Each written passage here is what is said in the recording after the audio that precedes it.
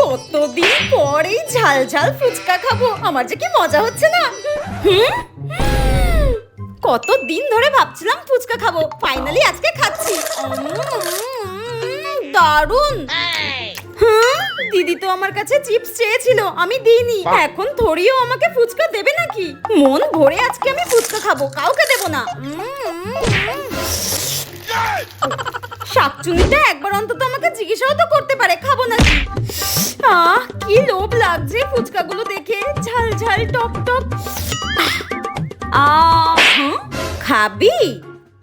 হ্যাঁ, না না খাবো না, তুই খা।